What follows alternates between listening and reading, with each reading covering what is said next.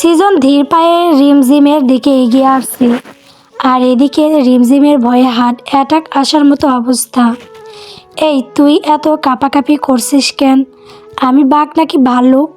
তোকে খেয়ে ফেলবো। হাতের উপর হাত গুজে শীতল কণ্ঠে আওড়ায়।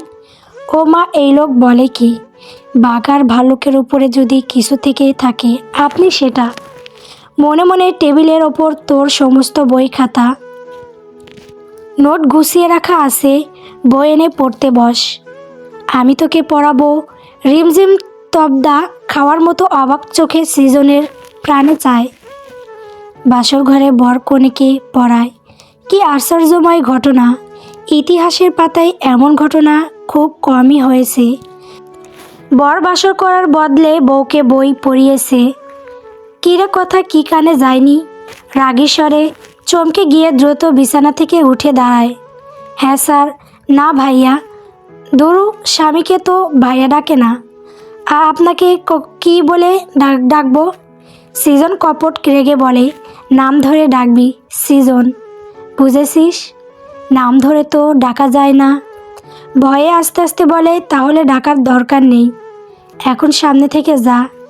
রিমঝিম টেবিল থেকে বেছে বেছে বই খাতা এনে বিছানায় বসে। গর্দভ একটা, এই ভারী লেহেঙ্গা পরে তুই পড়াশোনা করবি? আলমারিতে কাপড় গুছিয়ে রাখা আছে, চেঞ্জ করে নে আয়। কোথাকার বলদটারে আল্লাহ তাআলা ভুল করে এখানে ডেলিভারি করছে বুঝতে পারছি না। এবার রিমঝিমের মেজাজ চাঙ্গে উঠে যায়। মন্ডাই কইতাছে আপনার চুলগুলো ছিঁড়ে টাকলা বানিয়ে দেই। অসহ্যকর পুরুষ একটা।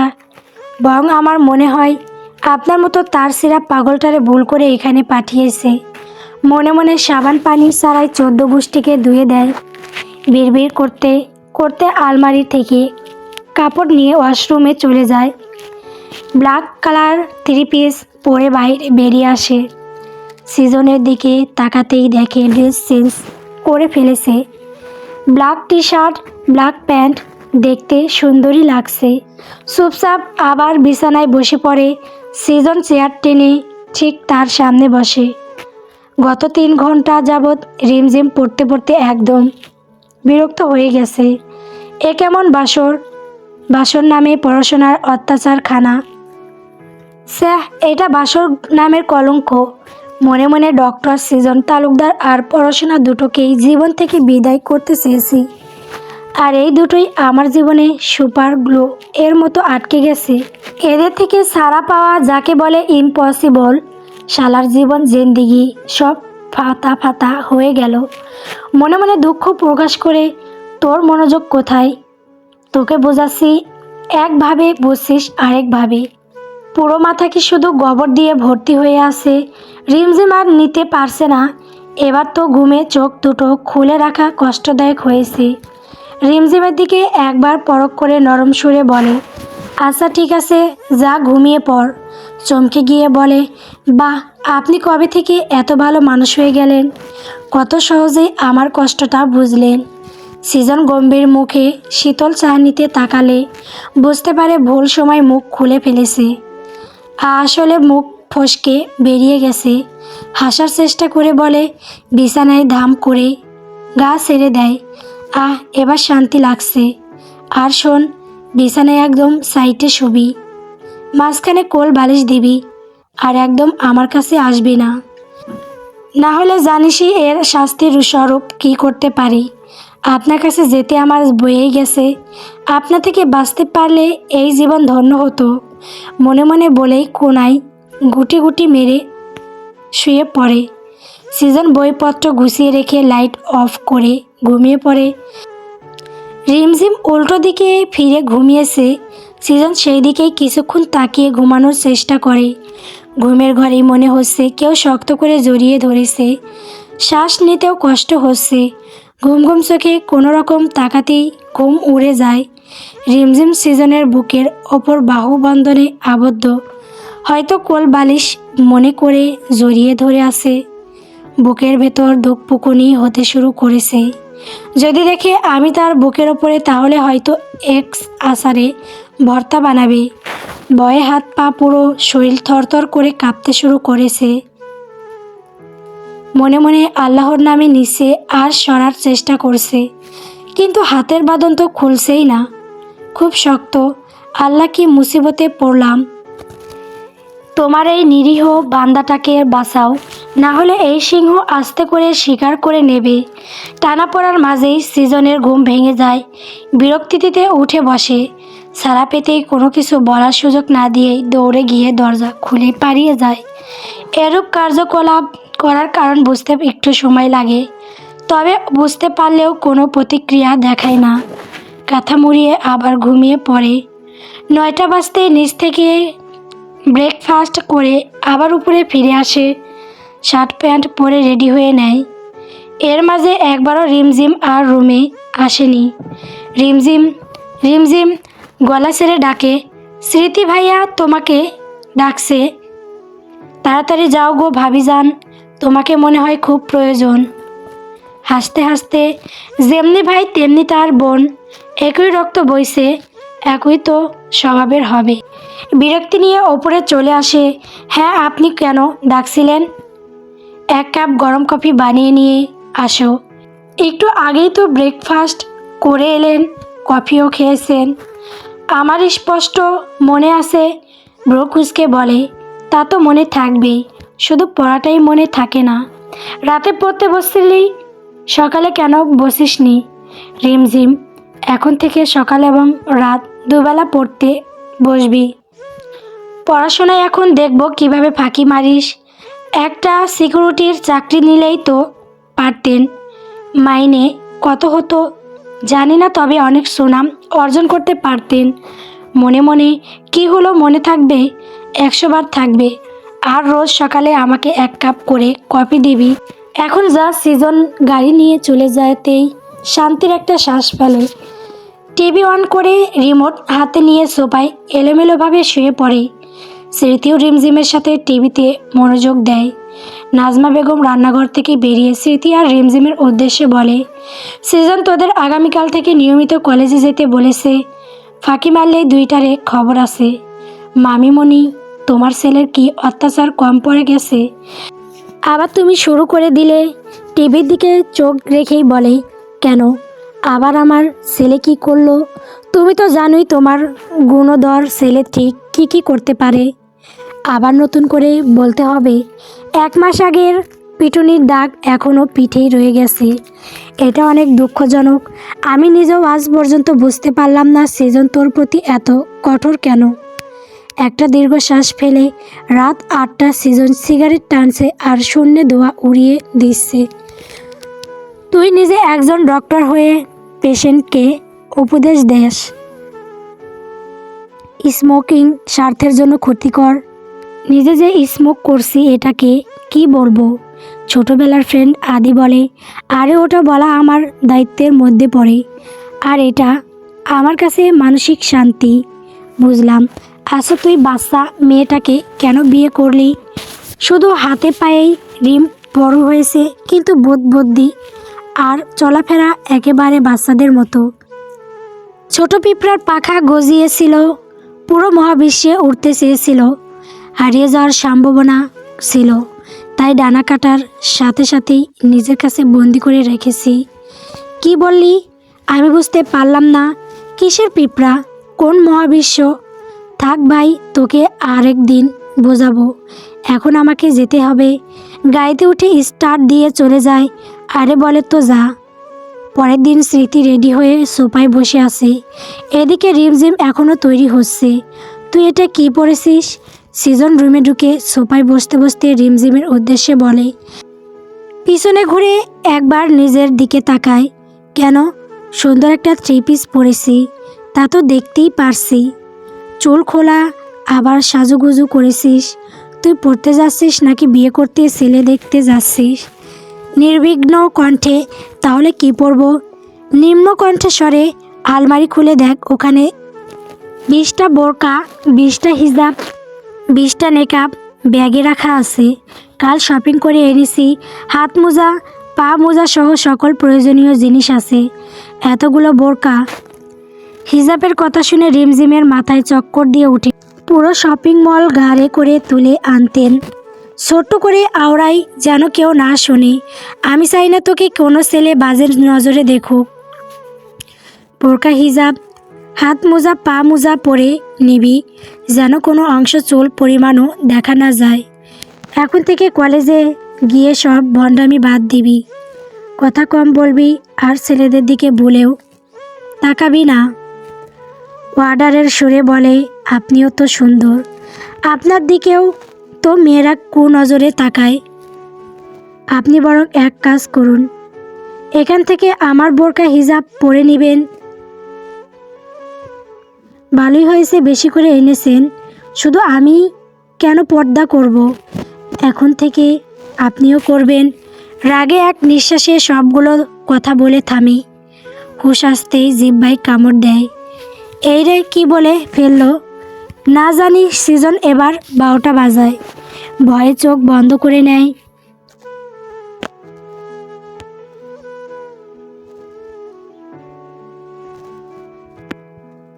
রিমঝিমের উক্তিতে স্মৃতি মুখে হাত চেপে ধরে হাসতে শুরু করে। ভাইয়ের সামনে যতই না হাসতে চাক, কিন্তু হাসি তো আটকে রাখা সম্ভব হচ্ছে না। এই তুই হাসছিস কেন?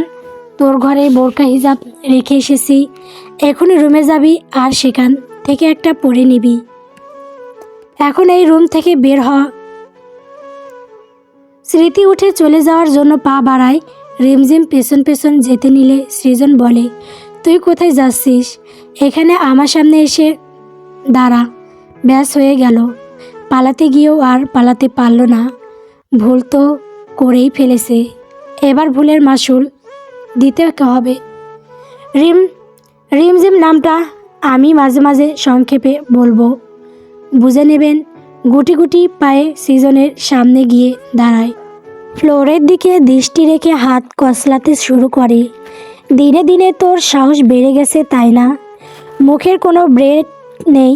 আমি বলি একটা, আমার কথার উপর দিয়ে বলিস আরেকটা। আবার কি মেহগনি গাছের চেলা কাঠ আনতে হবে? সরি ভাইয়া। মুখ ফুসকে বেরিয়ে গেছে। মাথা নিচু রেখেই নিম্নকণ্ঠে কান ধরে উঠবস কর। তাও 20 বার। চমকে গিয়ে মাথা তুলে সৃজনের দিকে তাকায়। এখনই উঠবস শুরু কর। তা যদি করতে না পারিস তাহলে মেহগুনির কাঠ আনছি। কোথায় কোথায় মেহগুনির কাঠ আনতে চান কেন? আমি কান ধরে উঠবস করছি তো। অসহায় দৃষ্টিতে সৃজনের দিকে তাকিয়ে উঠবস করতে শুরু করে। একবার থেকে দুবার করতেই সৃজন থামিয়ে দিয়ে বলে, আর করতে হবে না। 5 মিনিটে রেডি হয়ে নিচে নামে আয়। রুম থেকে বেরিয়ে নিচে চলে যায়। অবাক চোখে সৃজনের যাওয়ার পানে তাকায়। এটা কি হলো? আমি কি স্বপ্ন দেখছি? সৃজন তালুকদারের দিনে দিনে একই ভালো রূপ দেখছি। খুশিতে গদগদ হয়ে বলে, ও হো ভাইয়া, আই লাভ ইউ। তাড়াতাড়ি আরও ভালো হয়ে যান। দুরু, আমি কী সব বকছি? মাথায় চুলকাতে চুলকাতে স্মৃতি আর রিমঝিম বোরকা হিজাব হাত মোজা পা মোজা পরে নিচে চলে আসে। দুজনের দিকে একবার তাকিয়ে হেসে বলে, এইবার ঠিক আছে। জানিস তোদের পর্দায় কতটা সুন্দর লাগছে? স্মৃতি, হ্যাঁ ভাইয়া, আয়নায় দেখে নিয়েছি, কত সুন্দর লাগছে। বাই এনি চান্স তুই কি মনে থেকে বলছিস? মন থেকে বলি আর মন থেকে নাই বলি, তাতে তোমার কি? রিমের হাত ধরে গদগদ করে বাইরে বেরিয়ে যায়। এরা এত ননসেন্স কেন? নিজের ভালোটাও বোঝে না। একটা দীর্ঘশ্বাস ফেলে বাড়ির বাইরে চলে আসে। কলেজের সামনে এসে গাড়ি থামিয়ে রিম আর স্মৃতিকে নামিয়ে দেয়। কলেজ ছুটির পর পাকনামি করে কোথাও যাবি না। ড্রাইভার এসে তোদের নিয়ে যাবে, আর মনোযোগ দিয়ে ক্লাস করবি। গাড়ি স্টার্ট দিয়ে চলে যায়। দুজনেই কলেজের ভিতরে চলে আসে। দূরে আলিয়াকে দাঁড়িয়ে অপেক্ষা করতে দেখে দুজনেই সেদিকে চলে যায়। রিম, এই আলিয়া, আমরা এদিকে, তুই ওদিকে কি খুঁজছিস? আলিয়া চমকে গিয়ে বলে, কে কে কে? তোমরা কারা? ভালোভাবে চোখের দিকে তাকাতেই চিনে যায়। কিরে তোরা দুই বাদর আবার কবে থেকে হাজির হলি? একদম মনে হচ্ছে হাফেজ করে এসেছিস। মুচকি হেসে দুজনেই রেগে গিয়ে পিঠে দুমদাম কিল বসিয়ে দেয়। ভুল হয়ে গেছে বাবা, আর বলবো না। এবার বল, হঠাৎ তোদের দুজনের একসাথে এরকম ড্রেস আপের কারণ কি? রিম সে এক লম্বা কাহিনী, স্মৃতি সকল ঘটনা খুলে বলে, সাথে নিজেও হাসতে শুরু করে। রিমের বোকামি শুনে আলিয়াও হাসি ধরে রাখতে পারছে না। রিম, তুই আসার পর জানিস ভাইয়া আমাকে 20 বার উঠবস করতে বলেছে। কি? আলিয়া দুজনেই একে অপরের গলা ধরে সশব্দে হাসতে শুরু করে। এত হাসতে হবে না, ভাইয়া পরে আমাকে মাফ করে দিয়েছে। রিম ভাব নিয়ে বলে, ও তাহলে তো ঠিকই আছে। আলিয়া ক্লাস শেষ করে তিনজনই বেরিয়ে আসে। গেটের কাছে এসে আলিয়াকে বিদায় জানিয়ে গাড়িতে উঠে পড়ে। ড্রাইভার গাড়ি স্টার্ট করে এগিয়ে যেতে শুরু করে। হঠাৎ রিমের চোখ যায় রাস্তার সাইডে দাঁড়িয়ে থাকা একটা ছেলের দিকে, যে একটা মেয়ের সাথে কথা বলেছে। যাই হোক, ওইসব নিয়ে আর না ভেবে স্মৃতির কথাই মনোযোগ দেয়। পুরনো স্মৃতি ভুলে যাওয়াই উত্তম। সন্ধ্যা 6টা পার হয়ে 7টার কাছাকাছি। পড়াশোনা বাদ দিয়ে স্মৃতি আর রিমঝিম টিভি দেখতে মগ্ন। নাজমা বেগম পড়ার কথা বললেও তার কথায় পাত্তাই দেয়নি।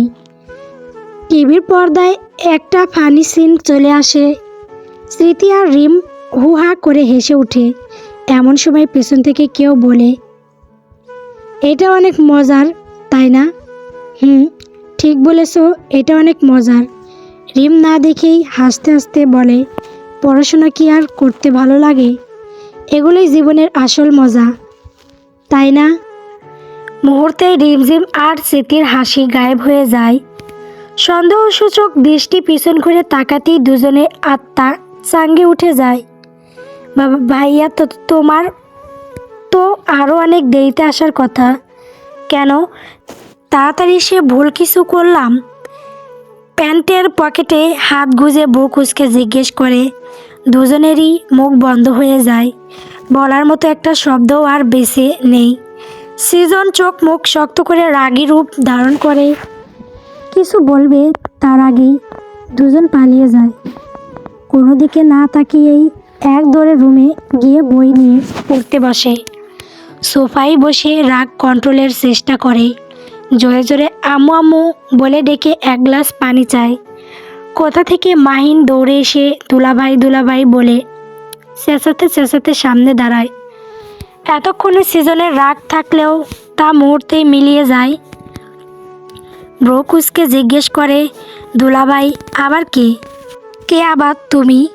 সোফায় বসার চেষ্টা করতে করতে মাহিনকে সোফায় উঠিয়ে দেয়। কিন্তু তুমি তো আমাকে ভাইয়া বলে ডাকতে। ভাইয়া ছিলে, এখন তো আর ভাইয়া নেই। কেন ভাইয়া নেই? আমি জানি আপুর স্বামীকে দুলাভাই ডাকতে হয়। তুমি তো আমার আপুর স্বামী। এটা কে বলেছে তোমায়? কেন, আমার ফ্রেন্ড তো তার আপুর স্বামীকে দুলাভাই ডাকে। আর ওই দুলাভাই কত কতগুলো চকলেট চিপস দেয়। তুমি তো আমাকে কিছুই দাও না। কিপটা দুলাভাই তুমি। মুখ ঘুরিয়ে বলে, 6 বছরের একটা ছেলের মুখ থেকে এসব শুনে হাসবে নাকি কাঁদবে সেটাই বুঝতে পারছে না।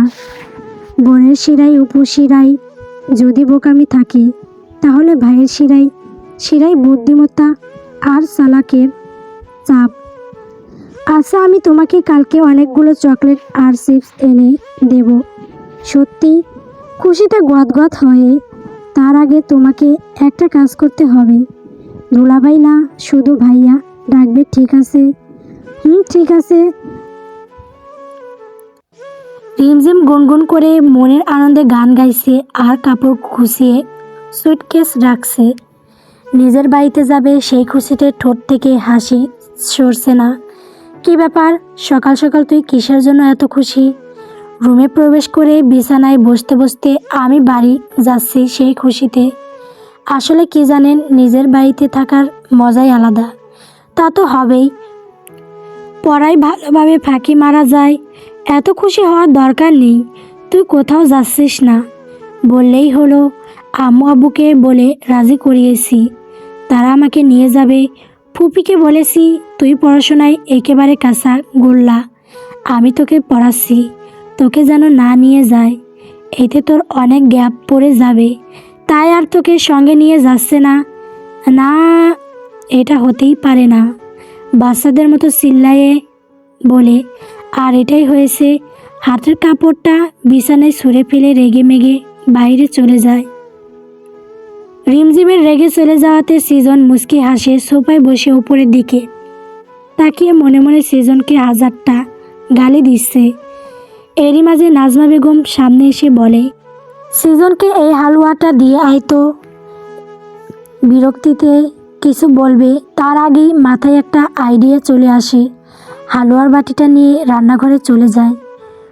ওদিকে কোথায় যাচ্ছিস? পানি খাবো, তারপর দিয়ে আসছি। খুঁজে খুঁজে শুকনো মরিচের গুঁড়োর কোটা বের করে মনের রাগে এক খামচা নিয়ে সেখানে মিশিয়ে দেয়। যেহেতু হালুয়ার রঙটা লাল ছিল তাই বোঝা যাচ্ছে না। রুমে ফিরে এসে দেখে সৃজন তৈরি হচ্ছে। মামিমণি হালুয়া পাঠিয়েছে, আপনাকে এখনই খেতে হোক বলল। ঘাড় ঘুরিয়ে বলে, আচ্ছা দে, তুই খেয়েছিস? খেয়েছি, তাড়াতাড়ি রেডি হ, তোকে কলেজে ড্রপ করে যাব। বাটি হাতে নিয়েই প্রথম চামচ রিমঝিমের দিকে ধরে খেতে না চাইলে নিজের মুখে পুড়ে দেয়। সাথে সাথেই ঝালে পুরো মুখের ভেতর জ্বলতে শুরু করে। অত্যন্ত ঝালে শুষাতে শুষাতে বলে, উফ, এটা এটা কি? তাড়াতাড়ি নিচ থেকে পানি আন, খুব ঝাল লাগছে। টেবিলে থাকা অর্ধ গ্লাস পানি খেয়েও এক ফোঁটা ঝাল কমে না। রিমঝিমের দিকে তাকালে দেখে এখনও ঠায় দাঁড়িয়ে আছে। কাছে এসে এক ঝটকায় কাছে নিয়ে ঠোঁটে কিস করে বিস্ময়ে রিমের চোখ বড় বড় হয়ে যায়। সারা শরীর শিউরে উঠে। এবার যাবি নাকি? গল্প ইউ আর মাই লাভ পরবর্তী পর্ব পাওয়ার জন্য অবশ্যই চ্যানেলটিকে সাবস্ক্রাইব করবেন। সাবস্ক্রাইব না করলে গল্প দেওয়া হবে না, দেরি করে দেব। ধন্যবাদ।